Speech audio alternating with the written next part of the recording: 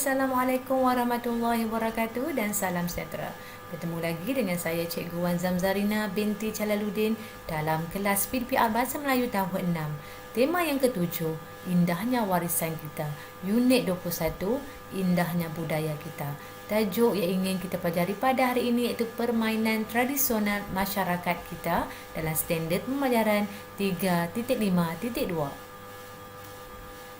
Dari segi standard kandungan 3.5 ini, kita akan mencatat maklumat yang betul tentang sesuatu perkara daripada pelbagai sumber. Dari segi standard pembelajaran 3.5.2 ini, kita akan mencatat maklumat daripada pelbagai sumber dalam bentuk grafik. Dari segi objektif pembelajaran, pada akhir pengajaran dan pembelajaran, murid dapat mencatat 3 maklumat dalam bentuk grafik dengan betul secara individu. Dari segi kriteria kejayaan, murid dapat mencatat sekurang-kurangnya 2 daripada 3 maklumat dalam bentuk grafik dengan betul secara individu. Murid-murid, sebelum itu mari kita dengar dulu penerangan tentang permainan tradisional yang ingin kita pelajarikan pada hari ini, ya.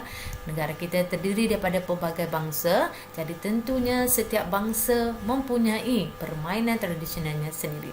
Kamu dengar baik-baik tentang permainan tersebut. Okey. Dah bersedia? Cikgu harap kamu dapat mengambil maklumat-maklumat yang terdapat dalam video yang akan ditayangkan sebentar lagi. Hai, bertemu lagi dengan Cikgu Ler Pagi. Hari ini aktiviti rekreasi dan kesegaran kita adalah permainan galah panjang. Okey. Untuk permainan galah panjang, okey, kita memerlukan garisan, ya. Okey, garisan beginilah. Okey. Garisan pertama, kedua dan ketiga. Di setiap garisan itu ada orang jaga kita. Okey. Nak tengok tak bagaimana cara permainannya? Okey, dan bagaimana cikgu boleh mengutip mata dalam permainan ini. Okey, saksikan sama-sama. Jom. Okey. Kejut lah.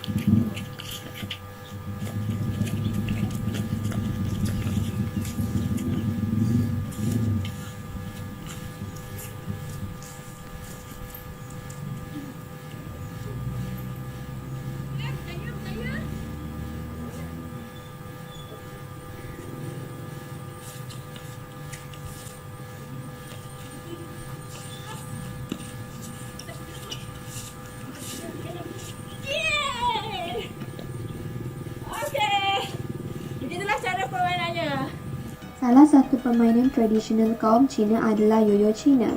Yoyo Cina juga dikenali sebagai diabolo.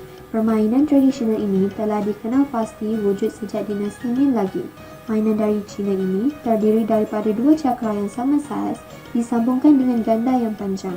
Cara-cara bermain yoyo Cina ialah dengan satu gerakan seling mengangkat dan menjatuhkan dengan menggunakan 2 batang. Setiap satu yang dipegang dalam satu tangan membolehkan yoyo berputar pada tali yang diikat di antara batang kayu. Permainan ini memerlukan pemainnya memegang stik kayu yang diikat dengan tali nilon dengan menggunakan kedua-dua belah tangan. Fungsi stik kayu tersebut ialah sebagai alat untuk menggerakkan tali nilon mengikut cara yang dikehendaki. Pemain perlu mengimbangi yoyo daripada terjatuh dan memutarkan diabolo dengan laju untuk melakukan pelbagai aksi yang mengagumkan. Diabolo yang ringan mudah digunakan, tetapi putarannya mungkin hanya seketika. Kebanyakan pemain yang handal akan memilih diabolo berat untuk melakukan pelbagai aksi. Diabolo mudah dipelajari, tetapi mengambil masa yang panjang untuk menjadi mahir. Seterusnya ialah permainan kabadi. Permainan ini dimain oleh 2 pasukan dan setiap pasukan terdiri daripada 7 orang pemain. Permainan ini bermain secara pusingan giliran. Semasa giliran pasukan, seorang penyerang dihantar oleh pasukan masing-masing untuk memasuki kawasan pihak lawan sambil mengumam kabadi sepanjang pemain berada di kawasan pihak lawan. Penyerang perlu menyentuh pihak lawan dan berlari kembali ke arah pasukan masing-masing tanpa ditangkap. Manakala, pihak lawan perlu membuat satu rantaian dengan memegang tangan ahli pasukan masing-masing. Sekiranya rantaian itu putus atau pihak lawan dapat menyentuh ahli pasukan, peserta tersebut dikehendaki keluar. Tetapi jika penyerang dapat ditangkap dan dijatuhkan, maka penyerang tersebut dikehendaki keluar daripada permainan ini. Baiklah murid-murid, sebentar tadi kamu telah menonton video tentang permainan tradisional setiap kaum, kaum Melayu, galah panjang, kaum Cina, permainan yoyo Cina dan kaum India Kabaddi. Ya, permainan Kabaddi. Jadi kita akan baca ya, itu seberingkas ya tentang permainan-permainan yang dilakukan ataupun dijalankan oleh setiap kaum di Malaysia ini. Jadi kita lihat dulu permainan ini supaya kita baca dan kita fahaminya apa sebenarnya permainan-permainan tradisional Malaysia. Cik pasti ya, macam galah panjang ni kamu merupakan permainan tradisional kita dan mungkin kamu pernah memainkan permainan tradisional galah panjang ini. Selain daripada itu, kita ada permainan apa? Permainan congkak, permainan tradisional, wow, ya, gasing. Itu merupakan permainan tradisional kaum Melayu. Ya, okay, mari kita baca dulu teks ini bersama-sama kerana selepas ini kita perlu melengkapkan peta IT dengan maklumat-maklumat tentang permainan tersebut. Galah panjang ialah sejenis permainan tradisional masyarakat Melayu. Permainan ini juga dikenali sebagai toy dan coh. Dalam permainan ini ada dua pasukan, iaitu pasukan penyerang dan pasukan bertahan. Setiap pasukan terdiri daripada sekurang-kurangnya 5 orang pemain. Pemain pasukan penyerang dikira mati jika disentuh oleh pasukan bertahan. Kemenangan ditentukan berdasarkan jumlah pasukan penyerang yang berjaya melepasi ke semua garisan dan berjaya balik semula ke garisan permulaan. Okay, ini permainan galah panjang ya. Merupakan satu permainan yang sangat menarik dan memerlukan strategi daripada kedua-dua pihak ya, bagaimana untuk memastikan pihak lawannya dikira mati jika disentuh pada badannya ya.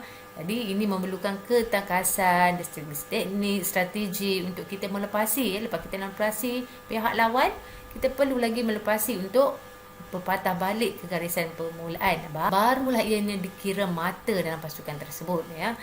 Cikgu harap kamu perlu menghidupkan kembali ya permainan tradisional ini. Jangan hanya menghadap pada gadget semata-mata dan kamu perlu ya ajaklah adik-adik kamu untuk bermain di dalam rumah. Kamu buatlah lorong dan kamu mainlah bersama-sama ya. Ini merupakan satu permainan yang enjoy, menyihatkan badan dan memastikan otak kita cerdas apabila kita memikirkan strategi untuk melepaskan diri ya daripada pihak bertahan atau sebagai penyerang. Kita perlu memastikan pihak lawan kita tu dikira mati apabila menyentuh tubuh badannya. Okay, jelas murid-murid, kita teruskan. Jika lihat grafik di belakang, ini merupakan sejenis permainan yo-yo Cina. Tadi kamu dah lihat dalam video ya bagaimana yo-yo Cina ini dimainkan. Mari kita baca maklumat tentang yo-yo Cina. Yo-yo Cina ialah sejenis permainan tradisional masyarakat Cina. Permainan ini berasal dari Cina dan wujud sejak zaman dinasti Ming, iaitu sekitar tahun 1386 hingga tahun 1644. Dalam permainan ini, pemain perlu menggunakan kedua-dua belah tangan untuk memutarkan yoyo. Yoyo diputar dengan lajunya dalam pelbagai aksi yang mengagumkan. Pemain perlu mengimbangi yoyo dengan menggunakan tali supaya tidak jatuh. Ya, kamu dah lihat tadi ya dalam video tadi bagaimana ya permainan ini dimainkan. Memerlukan teknik, ketengkasan, memang perlu latihan yang banyak untuk memastikan ia menjadi seorang pemain yang mahir. Jadi permainan ini berasal daripada China, iaitu daripada zaman dinasti Ming ya. Dah berkurun-kurun lamanya permainan ini wujud dan ia memerlukan kedua-dua belah tangan untuk memutarkan yoyo ya. Yoyo diputar dengan laju dengan pelbagai aksi dan pemain perlu mengimbangi yoyo dengan menggunakan tali supaya tidak jatuh.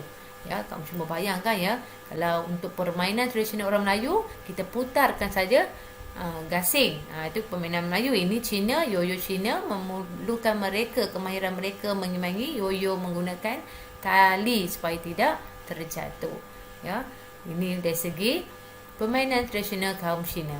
Kita lihat kaum yang seterusnya.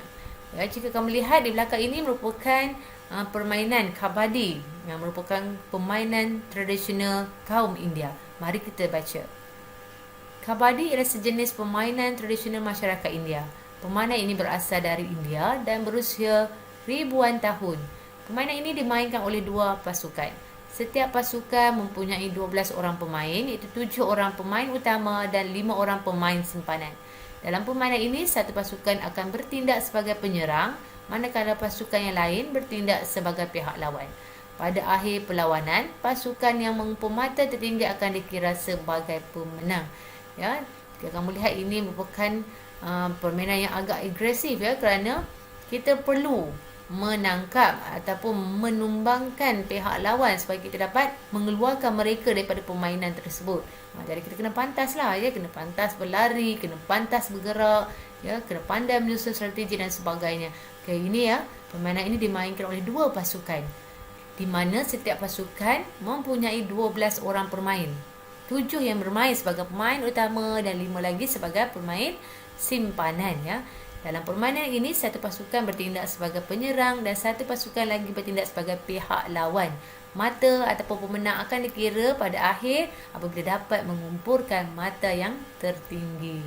Ya, inilah permainan setiap kaum yang kita kongsikan pada hari ini.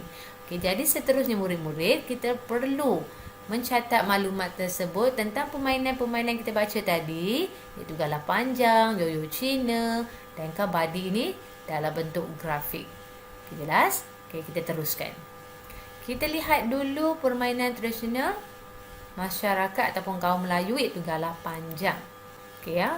Kita ambil maklumat kita baca tadi, terdiri pada 2 pasukan, iaitu pasukan penyerang dan pasukan bertahan. Terdiri daripada sekurang-kurangnya 5 orang pemain dan pemenang ditentukan berdasarkan jumlah pasukan penyerang yang melepasi semua garisan dan berjaya berpatas mula ke garisan permulaan. Okay, ini seri permainan galah panjang. Bagaimana pula dengan permainan yoyo Cina? Ya, pemain perlu menggunakan kedua-dua belah tangan untuk memutarkan yoyo. Yoyo diputar dengan lajunya dalam pelbagai aksi yang mengagumkan. Pemain perlu mengimbangi yoyo supaya tidak terjatuh. Ya, ini dari segi permainan yoyo Cina. Mari kita lihat permainan kabadi. Okay, dimainkan oleh 2 pasukan. Setiap pasukan mempunyai 12 orang pemain, 7 pemain utama dan 5 lagi pemain simpanan. Dan yang terakhir iaitu pasukan yang mengumpul mata tertinggi akan dikira sebagai pemenang. Okay, itu dari segi permainan tradisional India, iaitu kabadi. Okay, baiklah murid-murid, cuba harap kamu jelas dengan perbincangan kita pada hari ini tentang mencatat maklumat dalam bentuk grafik. Kita teruskan pada slide seterusnya.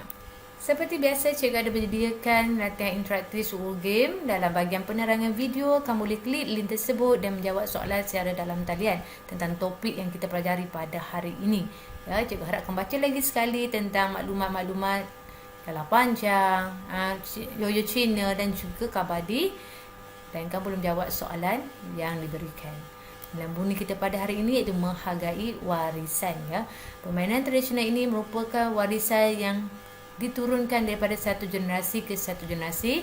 Seperti yang cikgu beritahu pada awalnya, ya, kamu boleh menggunakan masa PDPR ini pada waktu petang bersama-sama dengan adik-adik kamu untuk memulakan permainan ini bersama-sama, kerana ia merupakan permainan yang menyeronokkan. Ya, jangan nanti sampai generasi yang akan datang tidak tahu apa itu galah panjang. Ya, permainan galah panjang. Banyak lagi permainan tradisional kita yang boleh kita hargai dan kita main supaya ia jadi ingatan dan menjadi keseronokan pada kita melalui zaman kanak-kanak dengan permainan tradisional.